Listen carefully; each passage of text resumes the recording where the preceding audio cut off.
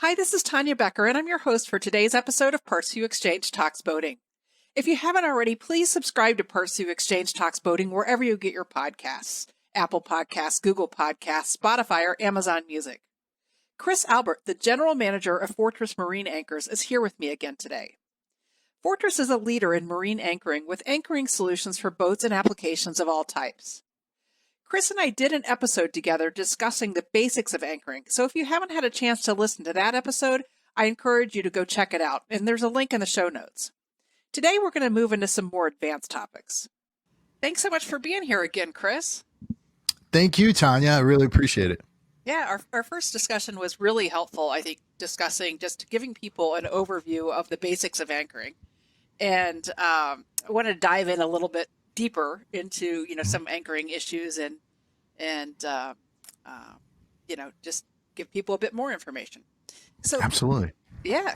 So could you start off again by offering an overview? This will be a little bit repetitive, but just so folks that haven't listened to the first episode yet, an overview of the types of anchors out there. So yeah, you've got a number of different types. So there's the CQR anchors, you've got your Rocknas, right? These are anchors that kind of have a spade on the bottom, right? And they operate based off of weight. And that single fluke digs into the sea bottom, but the biggest function there is weight. All right. Then you've got, basic plow and claw anchors, kind of the same principle. You've got mushroom anchors, right? These are pure weight, right? And you'll see a lot of kayaks using these types of anchors. And then you've got, for coral reefs, a lot of people use grapple hooks, all right? And it's kind of like a hook that has 4 hooks coming off the side. And those are good for coral reefs, preserving the environment. And then you've got your fluke anchors, right? Your Danforth and Fortress style anchors, and they operate by digging into the sea bottom. They've got 2 flukes coming off the side, a shank and a crown. Got it. What about the different types of materials? Aluminum, steel, the most obvious, I would suspect. Right, right. Most anchors are made out of steel, right? And these anchors, it's a very heavy material. It's a strong material, right? Fortress anchors are made out of an aluminum magnesium alloy, hardened aluminum magnesium alloy. And these are made through extrusions, right? So the aluminum goes through an extruder, comes out, and then we process the extrusions here in our factory in Florida. We machine them down and we create what's a lightweight anchor. Right. So a lot of people, before I came to this job, I thought that an anchor just operated based off weight. You threw it off the side and you were good. Right. And then you drank rum with your pirate friends. Right. But our anchors, they're lightweight. So for example, for most leisure boats are between 18 and 28 feet. Right. So for that size vessel, we recommend our Fortress FX7, which is a 4-pound anchor. Right. And that 4-pound anchor will hold a vessel of that size. For our Coast Guard cutters, the Sentinel class cutters, we provide them with a 69-pound FX 125. Right. And the reason for this is our anchors don't work based on weight. They work based off of design. They dig right into the sea bottom, holding the vessel in place. And we've tested our lightweight anchors up against every heavier anchor out there. I mean, this is throughout our history, our over 30-year history. We've done over, I think, 10 different independent tests where Fortress anchors have been shown to hold stronger based off of their design than the heavier steel anchors. That's great. This is a super random question, but what is the the cartoon anchor that, you see in a kid's storybook or whatever, what is that style anchor called? I mean, I don't think it's a catch anchor, I believe. It's called a catch anchor. Yeah. Yeah. It's, so down here in Fort Lauderdale, there's one, I believe it was on board a famous Spanish ship. And if you go down to like, where downtown Fort Lauderdale, close to Los Olos, that anchor's just sitting there, and they're beautiful, right? Yeah. They're gorgeous. But that was very much the old style, based off of weight, dug in a little bit, but it was just a big heavy thing that you threw off the side of the ship. Yeah, thank goodness for modern technology, but they are very pretty. Very pretty, yeah. So I wanted to talk about the two lines that Fortress Anchor sells, your Fortress line and your Guardian line. What are the difference between the two? So they're both great anchors. All right. The Fortress is our premium line. The Guardian is our economy line. Both are made out of aluminum and magnesium alloy. Both work based off of the same design, the digging design. Both have replaceable parts. There's no welds in either design, and that sets them apart from the normal Danforth anchor, which has a weld that can break. Both are manufactured out here in Florida, completely made in the United States, out of aluminum that's sourced here in the United States. The difference is that Fortress has an anodized finish that makes it look a little bit better. It's got a hand painted shank with the Fortress logo on it. Fortress is also covered by a lifetime parts replacement warranty. So any part of that anchor breaks or bends through the lifetime of the anchor, we replace a part free of cost minus the cost of shipping. The Guardian is also covered by a warranty, but it's covered by a 1-year parts replacement warranty. And then the Fortress has two fluke angle settings. It's got a 32-degree setting, which is going to be good for most sea bottoms. And the Guardian also has that 32-degree setting. That's going to be good for sand, for mud and things like that. But the Fortress has an additional 45-degree fluke angle setting. And a lot of people confuse this. They think, oh, the 45 degree, it's going to hold better in every situation. No, it's going to be best for almost a liquid sea bottom. If you're dealing with a sea bottom where nothing can catch, where it's absolutely soupy mud, that's when you want to use the 45 degree fluke angle setting. And that's a simple adjustment on the anchor where you take the stock out, you move the crown up, and you move it to the higher hole in the shank. Gotcha. Or higher hole in the crown. I'm sorry. Crown, right. Mm-hmm. Got it. You also, and I need this anchor in my life. I don't really have a purpose for it, but I just love the name. You also have a commando anchor. And yes. I need something where I'm like I sneaking around mangroves or something. What is this anchor for? So this actually came about. We were working with the military. They were looking for something that was very portable for their smaller vessels. I'm a Marine, and I can't remember the name of the vessel. The small inflatable boats, right? Oh yeah, the Zodiacs. The Zodiacs, right. Like the ribbed type of boats, right? Yep. The beauty of the Commando, it contains a 2.5 pound Guardian anchor, our Guardian G5, and it's actually slightly modified so that it can be completely put together by hand. There's thumb screws on it, which sets it apart from the normal Guardian G5, and it comes with nylon line, and it comes with a little bit of chain, and it comes in a very, very heavy duty Cordura stowaway bag that's easily portable, so you take it with you. You can keep it in an emergency pack. If you're going out on a tender, you can take that along with you. It's really great for kayak fishing, for kayak boats, very small bass boats, things like that. If you need an anchor and an entire kit to just get out there very quickly. Good. Yeah, I was excited to learn about the Commando anchor because kayak fishing is just exploding in popularity. And we're starting to push that quite a bit more with Yak Gear. It's Yak Gear's products, but we're carrying them. It was excited just to learn another product to kind of round out that offering. Absolutely, it's a great option there, and I got to keep this under wraps, but in the very near future, you should be seeing something from us that should help you guys with that as well. So good. Yes, it's kayak angling is just crazy. I mean, it's just growing by leaps and bounds, and including on the tournament side, which when the tournaments are growing, everything else tends to follow. Those things are beautiful. The fishing kayaks, I mean, they're so high tech now. It's insane. Well, and as any sport, anything, there's always a debate. But the big debate now is, well, there's numerous debates, but is electric powered, attaching an electric motor to a kayak, is it still kayaking? And obviously you're still in a kayak, so I guess it's still kayaking.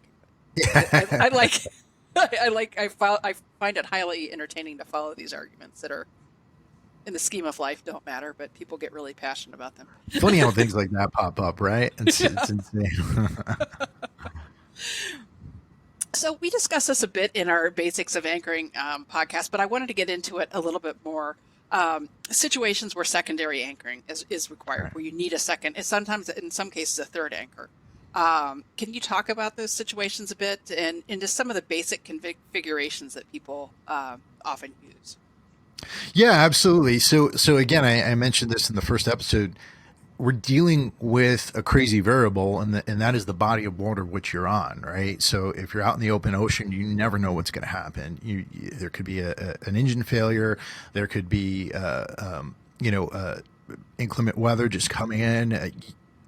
You want to be secure as possible because you're responsible for all the lives on your boat. You're responsible for your vessel, and you're responsible for any destruction that comes from you swinging into anything else, right? So you need to be very mindful of this. So we recommend keeping, in addition to your primary anchor, a storm anchor on board that's a size up from the one that you would normally use. I'd also really think about if you're in an area like Florida where it's entirely sand, you could use a single style of anchor. But if you're going to be encountering different types of sea bottoms, if you're going out on long cruises, you may want to have several different types of anchors on board for encountering different sea bottoms. And we're seeing a lot of worldwide sailing is becoming very popular with, because of YouTube, people going from Europe to the Caribbean through South America and all types of different places. If you're dealing with a vessel like that, you definitely want to have multiple types of anchors in case you encounter a rocky sea bottom. There's going to be times where you may need to use more than one anchor, and that's going to depend on your surroundings. If you're dealing with very inclement weather and there's a potential for you to swing into rocks, if there's a potential for you to swing into another vessel, you may need to do some Bahamian mooring, or you may need to have an anchor off the bow and the stern. It's really going to depend. And, one of the things we're seeing out there is if you need to go off the stern or something like that, and you're on a larger vessel, then it may be useful to have a tender that you can take out and help set those types of anchors. We've seen that on YouTube. I've never personally been in that type of situation, but I've watch a lot of these worldwide sailors, and they'll go out and they'll actually set a second anchor if they're going to encounter a squall or a hurricane or anything like that.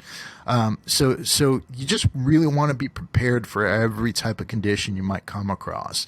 And if you're cruising, just off the coast, that could turn into a much longer trip than needed if you're not prepared and you're blown off course. Absolutely. And because the need for secondary, or in some cases a third anchor, you generally, you always anchor from the bow of your boat. And if, for listeners that don't know why, listen to our intro to anchoring, our first episode we did together. But when with secondary or even a third anchor, you're going to need to mount them other places, and you need some mounting options, right? I mean, what do you typically recommend there? So typically, we'll see people tying off on the cleat, the side cleat. I've seen people tying off on rear cleats and things like that. It's really going to depend on how your boat's designed, where you're putting it. I've seen people kind of two coming off the front. That's more of a Bahamian mooring situation where you've got two coming off the bow. So tying off on the cleat, tying off on the rear, that's definitely a potential option. Gotcha. So I'd like to close our conversation today by talking literally about one of my biggest nightmares. I mean, I'm not. This is not really a joke. It literally is. I have had dreams about it. Riding out a storm at anchor. So I think it goes without saying that boaters should be quite experienced before contemplating, going off, much offshore. But for offshore boaters, in particular, riding out a storm is going to be necessary. I mean, at some point, what advice do you have? So my biggest piece of advice because I am by no means an expert on this. This is a pamphlet that we put out. We actually provided online. It's called Surviving a Storm at Anchor. All right. You need to educate yourself as much as possible before encountering any of these types of conditions. This is probably the seminal piece on how to deal with an anchor, surviving a storm at anchor. It's by Tom Neal. I mean, it's definitely, he talks about using a fortress. He talks about using different types of anchors out there. But you need to educate yourself from the experts on this. And again, I'm by no means an expert. The only time I've ridden out the scariest situation I've ever been in a boat, I was in the Indian Ocean and I was a Marine providing security. And I remember I was on a USNS vessel. All right. And these are merchant ships, but they're tied to the U.S. government and they do certain things that the Navy doesn't do. And we're in the middle of the Indian Ocean and we encountered a storm. And on this vessel, which was well over 150 feet, I remember the waves coming up, and I'm standing on the bridge of the ship, and the waves are up over the bridge of the ship and then coming down and then coming up. And it was one of the scariest situations I've ever been in my life.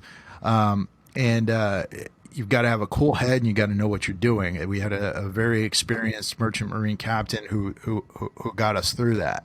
So unless you're prepared to deal with nature's crazy force, I don't want to go head to head with nature without knowing what I'm doing. So Mother Nature ultimately wins every time. You've got to learn how to work with her and not absolutely try to think that you're going to outsmart her. Right. I mean, we all think of Mother Nature as being like this fairy with wings, but it's not. She's got fangs, she's got claws, she's got, a lot of lungs to blow wind at you, all kinds of different things, right? So again, and I'll get you the link to this, but yes. It's the seminal piece. And I've definitely included a link, the link to that piece in the show notes. So definitely encourage offshore boaters to check that piece out. And also, I think it's important to mention. I mean, offshore boaters know that they're going to encounter this issue at some point. I can't imagine an offshore boater not thinking about storming at anchor. But even if you've carefully monitored the weather, and you're not really that far offshore, storms can pop up, and you can't always get to safe harbor. Right. What about those kind of situations that are more near shore, but you still can't get to the shore safely in time?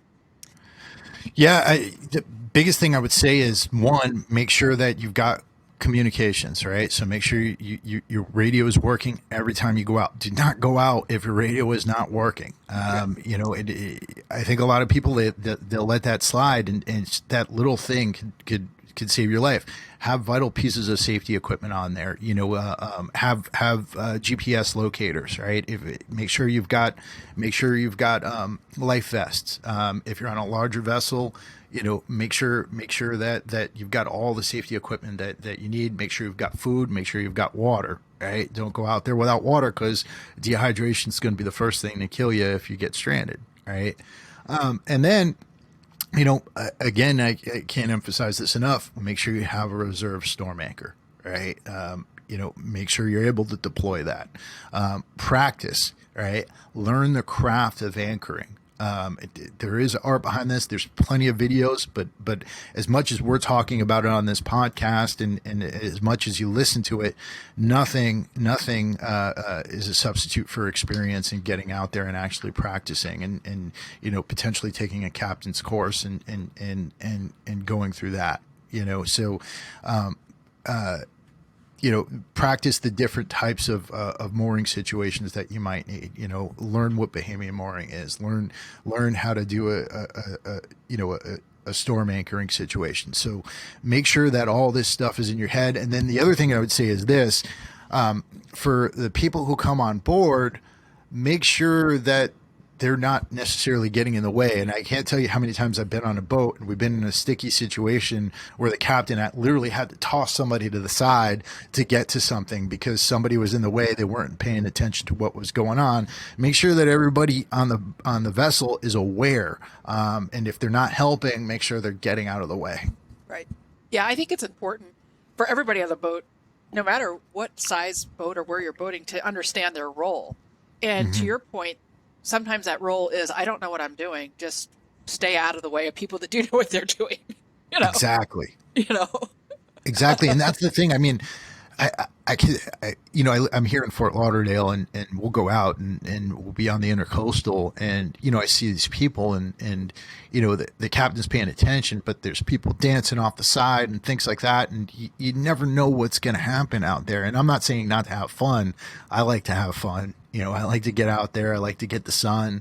I don't drink, but I respect anybody who has a few. But don't get drunk out there. I mean, if you're blacked out drunk and you're either piloting a vessel or you're in danger of falling off the side, it's going to create a really bad situation, not just for you, but for anybody around you. And I would advise people to, in whatever geographic area that you live or boat in, is to know kind of these kind of crazy party areas and perhaps think about staying clear. And I mean, there's a spot, in Lake Michigan, right off the coast, right near the north side of downtown, that's called the Playpen. Okay. So anybody, that just, the Playpen to me signals right away, stay away. But it is a lot of, spoiled kids, rich parents, don't know what they're doing, people getting drunk. There's a lot of injuries out there. There's no way. I stay clear. And there's a lot of injuries and usually a death or two every year, just in that little area. Yeah. No, I hear. I mean, I go down to Miami sometimes and we'll be out there and it's just, it's unbelievable some of the things you see. And again, I'm not trying to sound like the middle-aged dad or anything like that, but it's you only get one life and you only get two arms and two legs. So be mindful of them. Absolutely. Well, thanks so much for being here, Chris. I really appreciate the opportunity to come on here. Like I said before, I've been with Fortress for, a few years now. I came here out of the military and I've learned a lot since being here. It's been one of the most enlightening jobs I've had. But there's so much more to learn out there too. And I hope that, your viewers got a lot out of this and I hope they get a lot out of the other resources we're going to provide to you guys. Absolutely. Yeah, we're at PartsVu, we're super proud to carry Fortress Marine anchors, and I encourage our listeners to visit PartsVu.com to learn more about the line. I've included a link in the show notes, and in addition to merely offering Fortress products on the site, which is important, it's really been great working with Chris and the Fortress Anchor team to assemble a number of resources for anchor selection, the basics of anchoring, and a number of other pieces. So definitely check out those resources. And I'd encourage our listeners to visit fortressanchors.com. Follow Fortress Anchors on both Instagram and Facebook. And those notes are in the show notes as well. Or those links rather in the show notes as well. So thanks again, Chris, for being here. Thank you so much, Tanya. I really appreciate it. Thanks for tuning in to this episode of the PartsVu Xchange Talks Boating podcast. Are you in a dock war with your boating neighbor for the cleanest boat? Check out our marine soaps, polishes, waxes, and more at PartsVu.com. And for free shipping, use the coupon code PVTalksShine, a special perk for our podcast listeners. Follow us on Facebook and Instagram for boating knowledge, to keep in touch with the PartsVu community, and for special sales and promotions. Don't forget to subscribe, rate, and review this podcast, and check out the show notes for the coupon code just mentioned, more information about PartsVu and the products we offer, as well as our boating blog, the PartsVu Exchange. And a big thanks to Mind for performing the original music featured within this podcast.